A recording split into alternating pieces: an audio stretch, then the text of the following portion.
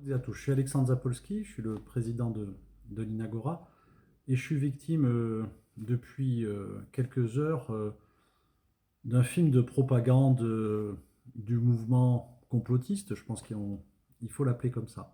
Alors j'espère pas vous faire changer d'avis, vous qui avez regardé cette vidéo de 12 minutes, mais j'aimerais néanmoins apporter des réponses parce que peut-être quand même qu'un certain nombre d'entre vous euh, qui avait l'air sensible à trouver, comme c'est dit dans le film, la vérité et de gratter un petit peu derrière les discours et les images convenues. J'espère que je vous apporterai des éléments de réflexion et peut-être que vous changerez votre opinion me concernant. Et puis, par ailleurs, ça me paraît moins important de défendre ce que je crois être la vérité, ce que je suis, ce que j'ai fait, parce que cette vidéo, elle me met gravement en cause. Elle explique que je suis un menteur, elle explique que mon succès professionnel, je le dois uniquement à mon amitié avec le président de la République. Elle fait des amalgames qui sont des amalgames honteux et qui portent préjudice à mon image. Et donc c'est un grand boogie-boulga, une sorte de grand fourre-tout. Et d'ailleurs, je note que la personne ou les personnes qui ont fait ça ont une forme de talent. Ce qui est extrêmement dommage pour moi, c'est de mettre ce talent au service de mauvaises causes qui sont de nuire et de créer du doute et d'apporter de la tension dans la société.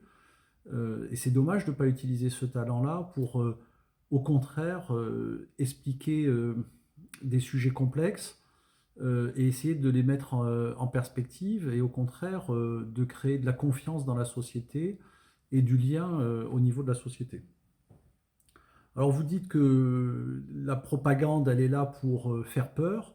Je constate que votre film, dans la façon dont il est monté, et avec la musique qui est utilisée, avec l'ensemble des sous-titres qui sont utilisés, en réalité, ce montage-là, c'est ça qui fait peur. Et vous savez, ceux qui ont en tout cas fait cette vidéo savent très bien utiliser.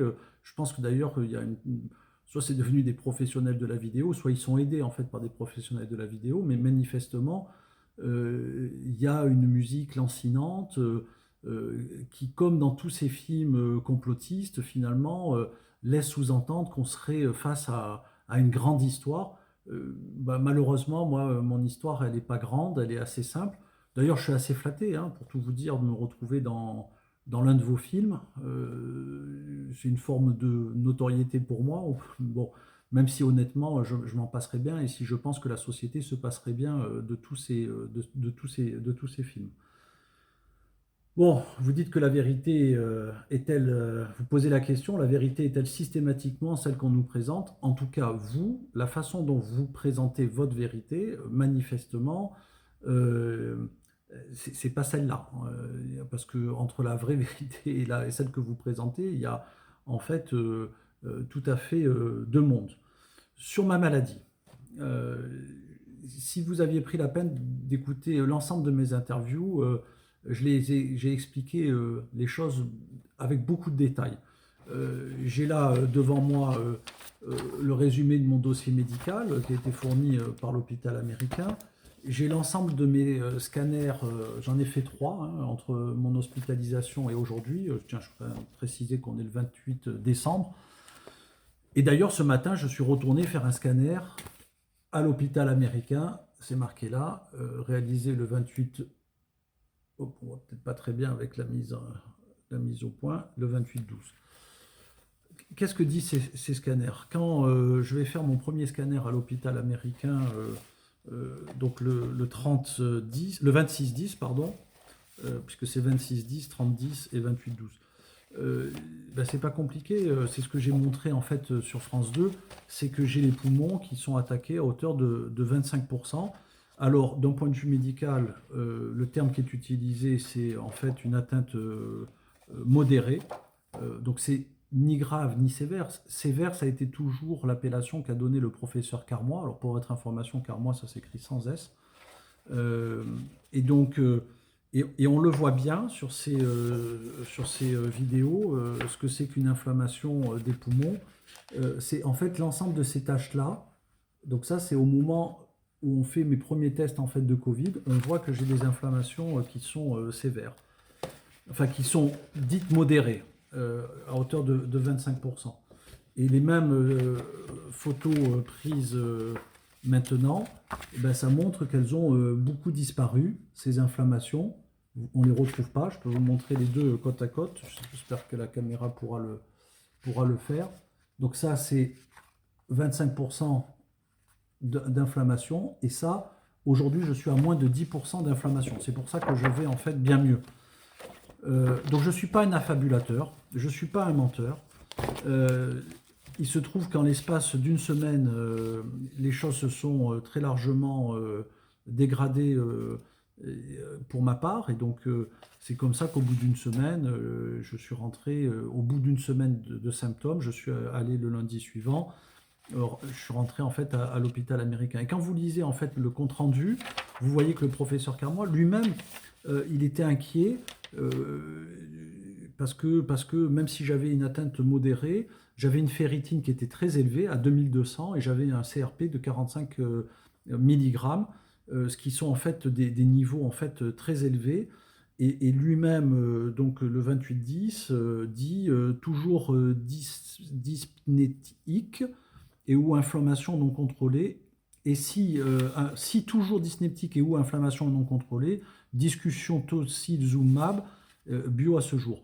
Et donc, le 28, il est assez inquiet et tout au long, il va noter. À chaque fois, il dira que ça va bien, mais qu'on ne peut pas m'enlever de l'oxygénothérapie et on ne peut pas baisser la DXME J3, J4. Bon, et jusqu'au fameux jeudi où je commencerai en fait à aller mieux et où moi-même je gagnerai en fait en espoir et où le médecin lui-même en fait gagnera en espoir. Alors dans la vidéo, celle que j'ai faite, la première vidéo que j'ai faite et que j'ai publiée sur Twitter, vous dans votre vidéo, chers amis complotistes, vous dites ah ben tiens il est beau, il est bien rasé, il est même maquillé. Bon alors c'est très sympa de me trouver beau.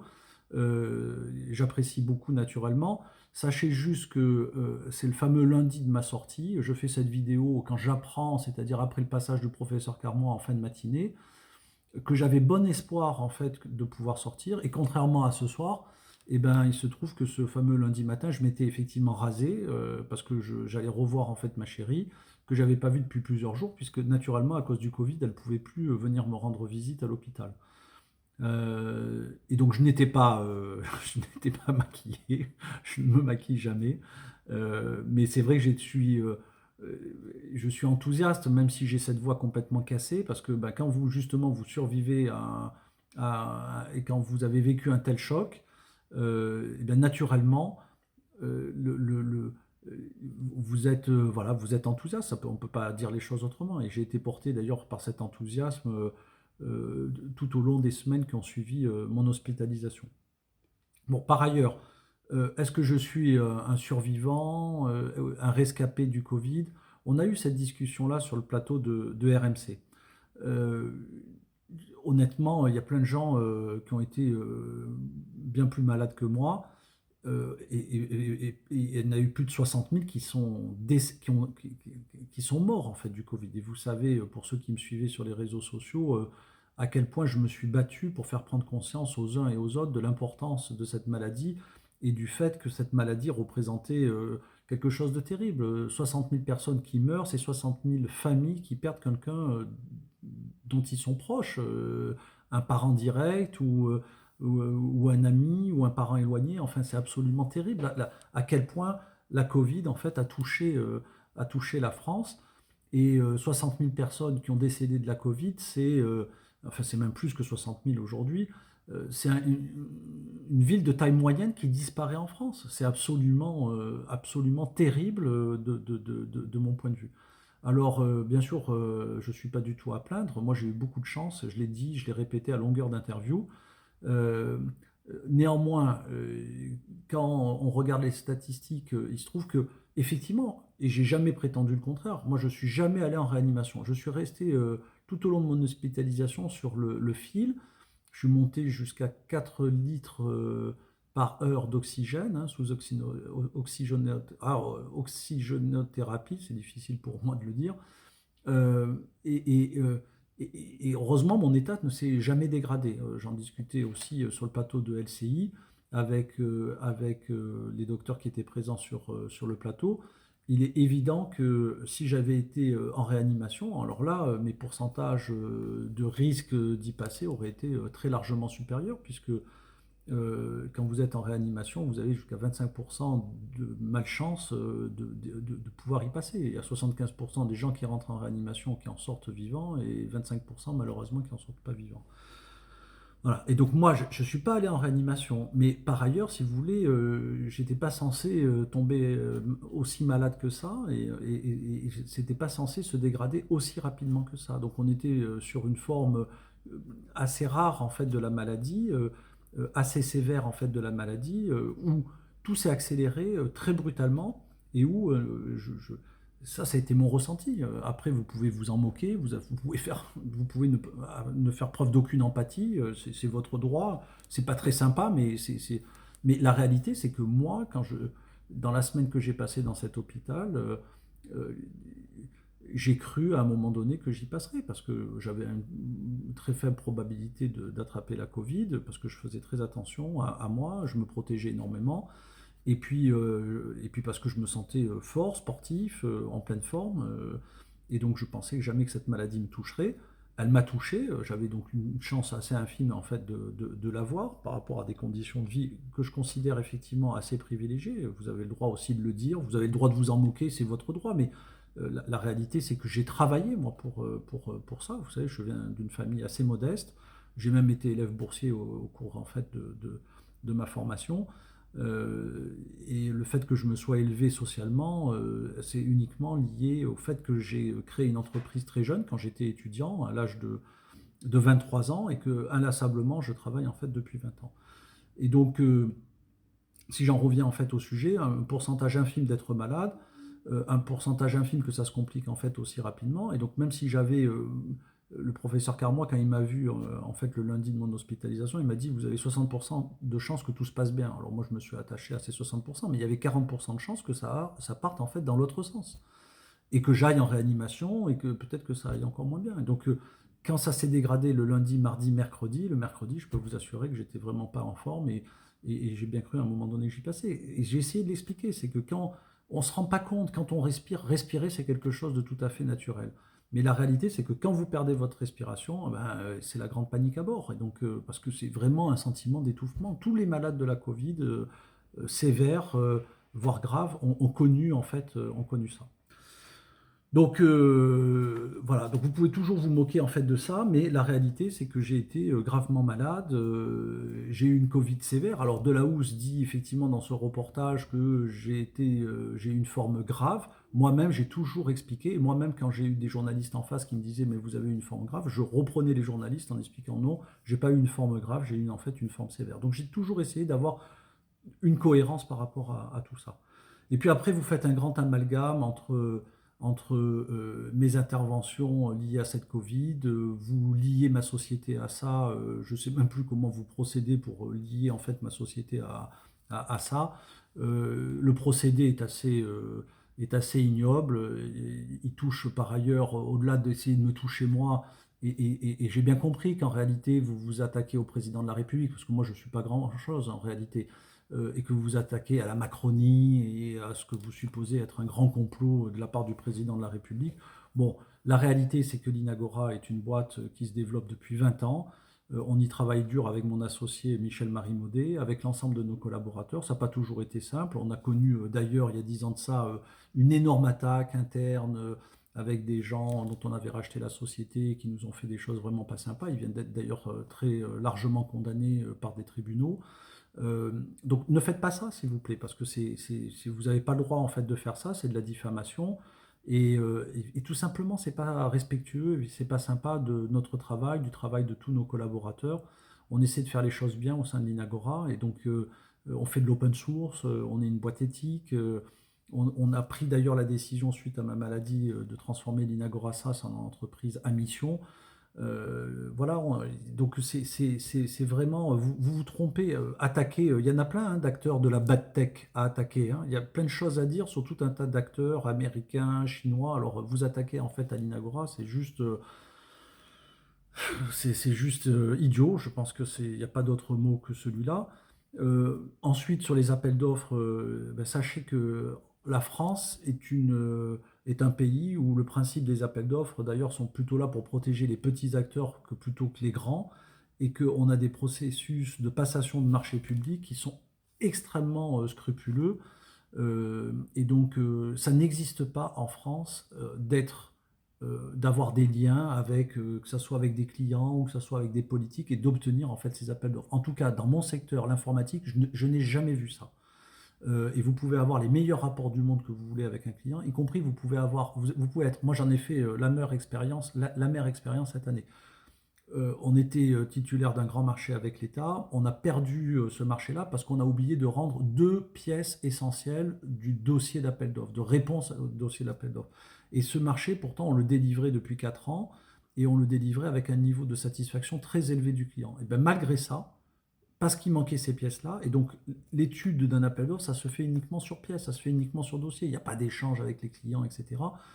Et donc, et vous avez eu raison de rappeler en fait tout ce que dit en fait le code des marchés publics, Dalloz et compagnie. Et il n'y a, il y a pas de possibilité d'influencer en fait à un moment donné sur un appel d'offres. Et donc, même si on faisait très très bien notre boulot, et ben parce qu'on n'a pas remis ces deux pièces, on n'a pas été renouvelé dans ce marché-là, ce qui a été en fait enfin, je ne vais pas dire un drame, mais en tout cas, on comptait bien sur ce marché et on ne l'a pas eu. Alors le principe des appels d'offres publics, c'est que pour gagner ces appels d'offres publics, il faut que vous soyez bon sur le papier au moment où vous répondez en fait à cet appel d'offres. Et puis il faut surtout être conforme d'un point de vue administratif à la réponse. Donc c'est être conforme administrativement et avoir la meilleure réponse. Alors si on gagne en fait des dossiers d'appel d'offres, c'est tout simplement qu'à l'Inagora, on fait bien notre boulot. Euh, et qu'on est apprécié par nos clients. Alors, ça peut vous paraître bizarre qu'en France, il y ait des entreprises qui font bien leur boulot, mais vous ne devriez pas, parce que vous vous revendiquez patriote, vous vous revendiquez défendre le peuple, mais si vous voulez, quand des gens du peuple font bien leur travail, vous devriez les féliciter plutôt que de les attaquer. C'est complètement contre-productif ce que vous faites. En réalité, vous n'êtes pas les alliés du peuple, vous êtes les ennemis du peuple, comme vous êtes les ennemis de la démocratie dans la façon dont vous mettez les gens les uns contre les autres. Et ce qui est malheureux, c'est qu'il y a plein de gens, j'en suis convaincu, moi, qui sont honnêtes, mais dans la façon dont vous présentez les choses, ça fait que vous, ils se rangent en fait de votre côté. Et donc, c'est en cela que vous êtes en fait des ennemis de la démocratie. Et je ne crois pas que vous soyez des gens sains, honnêtement. Je pense que vous faites ça à dessein. Vous faites ça avec intention, vous créez en fait des tensions, parce que à la fin des fins, ce que vous servez comme projet politique, ce sont des projets soit des partis extrêmes, soit au contraire. Bon, alors là, en plus, le compte qui a publié ça, c'est Je ne vote pas 2017 et vous revendiquez votre droit à ne pas voter. Alors, bon, de toute façon, vous n'êtes même pas, vous, dans le champ de la démocratie. Donc, c'est presque délicieux de se faire quelque part. Euh, Allez, je vais le dire le terme très simplement, se faire emmerder en fait par des gens qui eux-mêmes ne respectent pas les principes de la démocratie et n'en veulent pas. Donc bon, voilà, je laisse à chacun le soin en fait d'évaluer ça. Bon, sur le fait, je commence à être long, mais sur le fait que mon histoire a été très reprise par les médias, il se trouve, et je l'ai déjà expliqué par ailleurs, mais comme vous avez fait en sorte d'être très sélectif, bien sûr, ces moments-là où je donne les explications, vous essayez de pas enfin, vous ne les avez pas montrées. Mais la chose est toute simple. Il y a un premier journaliste qui est un journaliste du Point qui s'appelle Guillaume Gralet, qui nous connaissait à travers l'Inagora, qui voit ma vidéo sur Twitter et qui me dit, qui prend contact avec moi, Monsieur Zapolski, est-ce que vous accepteriez d'en parler pour le Point, etc. Et je donne mon accord. Entre-temps, il y a cette journaliste du Nouvel Obs qui s'appelle Madame Roquefort qui lance un appel sur Internet. Il y a plusieurs de mes copains qui avaient vu ma vidéo sur Internet qui me relaient en fait le message de Madame Roquefort. Et moi-même, je propose à Madame Roquefort d'intervenir dans le cadre de l'article qu'elle souhaitait faire sur les rescapés du Covid. Voilà. Et donc, l'article du Nouvel Obs sort, celui du Point sort après. Les deux sont d'excellentes factures. Et donc, c'est Monsieur Morandini ou ses équipes qui voient en fait ces articles du Nouvel Obs et du Point et qui me demandent en fait de venir. Et quand je vais intervenir chez Monsieur Morandini, certains me chicanent en fait sur Internet. Ils me disent ah machin comédien, vous pleurez tout ça. Ce qu'il faut que vous sachiez, c'est que c'était quelques jours après ma sortie de l'hôpital. J'étais vraiment pas bien parce que il y a eu l'hôpital et après pendant 2 semaines. J'ai continué à me soigner en oxygénothérapie à la maison, plus les antibiotiques, plus les corticoïdes. Ça nécessitait plus que je sois en fait à l'hôpital, mais j'étais en fait comme hospitalisé en fait à domicile. J'étais vraiment pas en forme. Et puis j'avais tout un tas de séquelles neurologiques que j'ai expliquées d'ailleurs dans plusieurs vidéos, dont cette fameuse vidéo où je me filme, où je fais une crise. Alors là, vous vous moquez, le ridicule ne tue pas. Non, le ridicule ne tue pas. Et vous savez, je l'ai fait pas pour vous, pas pour vous plaire, je l'ai fait en fait justement pour expliquer ce que c'est que cette maladie de la Covid, quelles sont les séquelles en fait de la Covid. J'ai souhaité témoigner. Personne ne m'a forcé, ça a été mon choix. Et donc, M. Morandini m'a proposé d'intervenir dans son émission, j'ai accepté, et il se trouve que c'était la première fois que je sortais et de l'hôpital et de chez moi ensuite, et chez moi je me sentais dans un cadre, comment dire, très sécurisé. Et donc j'avais beaucoup d'angoisse à aller faire cette interview. Et juste avant l'interview de M. Morandini, il se trouve que dans la petite salle de préparation, si vous voulez, comme j'étais vraiment pas bien, il y avait du bruit, j'ai demandé à des gens de se taire, ils m'ont chicané et ils voulaient pas se taire. Et donc ça m'a mis énormément de pression et d'angoisse. Et juste avant en fait de rentrer à l'antenne, j'ai fait une crise d'angoisse. Et donc j'arrive dans un état qui est vraiment pas un état de forme et ça se voit. Et quand je parle, et que c'était la première fois que je parlais à quelqu'un de, de, de ce que j'avais ressenti sur mon lit d'hôpital quand j'avais ce sentiment que j'allais mourir. Alors c'est sûr que les larmes me sont montées aux yeux. C'est pas du cinéma, je suis pas un acteur, et ça a été très spontané. Donc le fait de se moquer à ce point-là de moi, encore une fois, ça démontre une volonté, enfin déjà une absence totale d'empathie. Et vous-même, si ben, vous regardez ces gens-là, vous devriez vous douter que des gens qui ont aussi peu d'empathie, ça peut pas être des gens sains, ça peut pas être des gens positifs. Forcément, ils ont, voilà. Donc s'ils sont pas sains, ça veut dire qu'ils sont malsains. Et puis au-delà de ça, c'est que la façon dont vous avez fait votre vidéo, ça démontre aussi la volonté de nuire et de m'attaquer, y compris de me toucher personnellement. Alors sachez que ça marche pas du tout. Vous ne m'avez pas empêché de dormir en fait hier soir.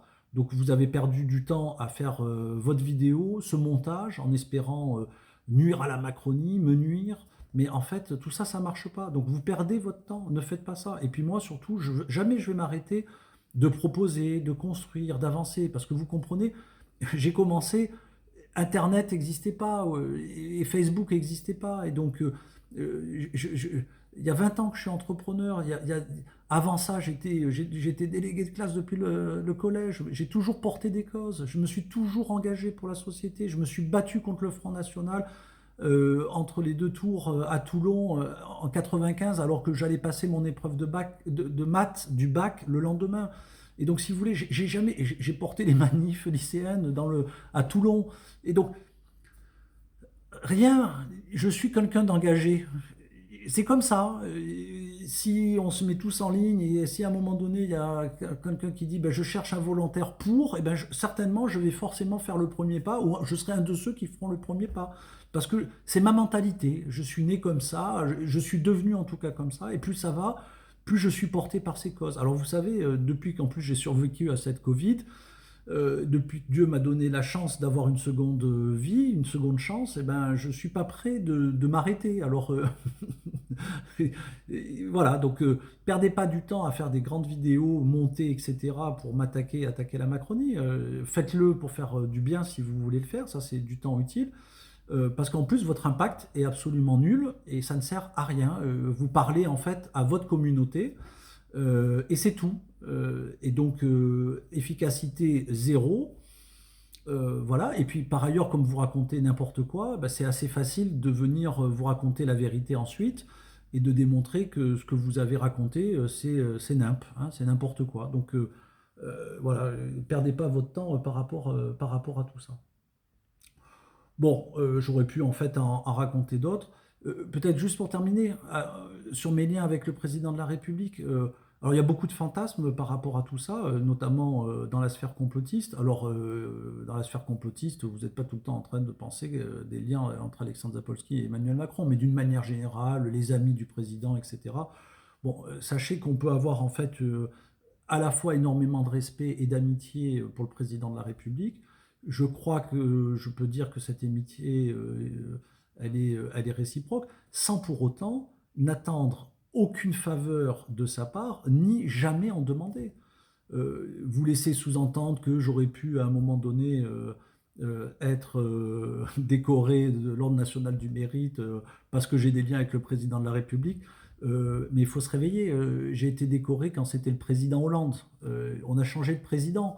Donc c'est du grand n'importe quoi. Et est-ce que c'est normal qu'à 40 et quelques années, c'était avant, donc j'avais 39 ans, 38 ou 39 ans, d'être décoré de l'Ordre national du mérite? Je ne sais pas si c'est normal, mais sachez que, et regardez sur zapolski.fr si vous voulez, il y a toute ma bio. Je dis tout, moi, je suis extrêmement transparent. Mais j'ai été plusieurs années au conseil d'administration du Syntec Numérique, qui est notre principale fédération professionnelle. J'ai créé un des premiers syndicats dédiés à mon activité spécialisée en fait à l'open source. J'ai été pendant des années le président de l'association des anciens auditeurs du SHED. J'ai moi-même fait le SHED. Le SHED, c'est le cycle de hautes études pour le développement économique. Il se trouve que j'ai un engagement aussi fort vis-à-vis du ministère de la Défense, puisque je suis engagé en tant qu'officier de la réserve civile au grade de capitaine de frégate. Personne ne m'a jamais obligé de faire tout ça. Je l'ai fait et je le fais avec. Et donc j'aide à la reconversion des militaires et je suis fier d'avoir accompagné plusieurs militaires dans leur reconversion. Je salue mon camarade Athé, là, qui est le dernier en fait que j'ai accompagné dans sa reconversion. Euh, voilà, et donc et beaucoup d'autres choses. Alors effectivement, je pense que un certain nombre de héros de notre société méritent peut-être encore davantage d'être décorés de la Légion d'honneur, de l'Ordre national du mérite. Mais je trouve ça très très bien. Vous savez, l'Ordre national du mérite, il a été créé par le général de Gaulle après donc la Seconde Guerre mondiale, justement pour reconnaître les mérites des personnes issues de la société civile. Alors, bah, c'est tout à fait à propos qu'on décerne en fait l'Ordre national du mérite et qu'on élève année après, en fonction de mérites supplémentaires, des personnes qui s'engagent pour l'intérêt général. Et donc, moi, je suis très fier d'être décoré de l'Ordre national du mérite. Alors, je ne veux pas que vous salissiez ça, s'il vous plaît. Ça montre à quel point vous essuyez les pieds sur les institutions. Et c'est pas acceptable. Encore une fois, ça montre votre caractère et votre envie de nuire. Et vous ne devriez pas faire ça. Ne faites pas ça. Je sais bien que je ne suis pas sûr que vous m'écoutiez, mais voilà. Et donc, voilà, encore une fois. Et puis par ailleurs, mon amitié avec le président, c'est pas la peine de faire un film de 12 minutes pour le faire. Je l'annonce sur l'ensemble des réseaux sociaux. Et en plus, je l'ai toujours dit, bien avant qu'il soit président par ailleurs, je l'ai soutenu dès le démarrage en fait d'En Marche, parce que je pense que c'est juste un homme extraordinaire. Il n'y a pas plus empathique que lui, contrairement en fait à ceux qui sont derrière cette vidéo. Et c'est un gars génial qui est en train de transformer la France, qui est en train de transformer l'Europe, qui a un vrai impact sur le monde. Et moi, ces idées-là, les idées qu'il a, je les défends aussi. Et on est heureusement très nombreux en fait à les défendre en France et pas qu'en France, dans l'ensemble en fait du monde. Et donc, oui, je soutiens totalement le président. Et donc, vos attaques, vos vidéos ne me feront pas changer d'avis. Et c'est pas parce que je cherche une carrière politique, je n'ai pas besoin de carrière politique. J'ai une super carrière professionnelle. Si je me suis engagé avec le président et si j'ai fait en fait les législatives il y a 3 ans de ça, c'est parce que je voulais l'aider dans un territoire où les idées du président ne sont pas forcément toujours majoritaires. Cette idée en fait de transformation, ces idées progressistes, pour résumer, je ne vais pas être trop long. Et donc voilà, et donc j'essaierai de l'accompagner à chaque fois en fait que je peux. Et si on m'en donne en fait la chance et l'opportunité. Et donc et je le fais d'ailleurs en tant qu'entrepreneur ou je le fais en tant que politique. Enfin politique, je m'entends, hein. Moi je ne suis pas un homme politique, j'ai pas été élu justement, et donc je suis en fait quelqu'un d'engagé dans la société civile, et c'est déjà aujourd'hui très bien comme ça. Mais enfin on verra l'avenir, ce que nous réservera en fait l'avenir. Voilà, alors bah, écoutez, chers amis, j'ai été plus long que votre vidéo, puisque moi je suis à près de 30 minutes, je ne suis pas sûr qu'il y ait beaucoup de gens qui regarderont cette vidéo jusqu'au bout. Je ne sais pas si effectivement elle aura autant de succès. C'est plus facile d'avoir du succès quand on critique les gens et quand on les attaque, et puis qu'on met une petite musique, tananana. Voilà, vous avez vu, moi je suis avec vous sans filtre, droit, direct, transparent. Si vous voulez me poser des questions, tous mes comptes sociaux, dans le principe, sont ouverts, et notamment Twitter sur des questions d'échange, etc. Et puis suite à cette vidéo, si vous voulez la commenter, ben, vous commentez là, et puis j'essaierai en fait de vous répondre. Et puis pour tous ceux qui s'interrogent, non, j'ai pas de secrétaire ou j'ai pas d'assistant qui m'aide sur les réseaux sociaux, c'est moi qui vous réponds directement. D'ailleurs, je vous remercie d'avoir publié cette vidéo entre Noël et Jour de l'An, parce que comme l'Inagora est férié, ça me laisse en fait le temps de pouvoir vous répondre. C'était assez sympathique. Vous pensiez certainement me faire un bon cadeau de Noël, et ben finalement, c'est pas un si mauvais cadeau de Noël, parce que vous me laissez en tout cas beaucoup de temps. Enfin, j'ai l'opportunité en tout cas de pouvoir vous répondre. Voilà. Et écoutez, à tous les autres qui voudraient aussi me chicaner, m'embêter, bah, ne perdez pas votre temps à le faire. Encore une fois, c'est inutile, ça marche pas, ça n'a pas d'impact en fait sur moi. Je pense que ça n'a pas d'impact auprès de la communauté des gens qui croient en moi, qui croient en fait au projet d'Inagora, qui nous aident en fait au quotidien, qui rêvent de transformer en fait le monde. Vous parlez en fait qu'à des gens comme vous, et donc c'est pas utile. Faites pas ça. Et puis au contraire, venez dialoguer, venez dans le camp de la force, laissez le côté obscur.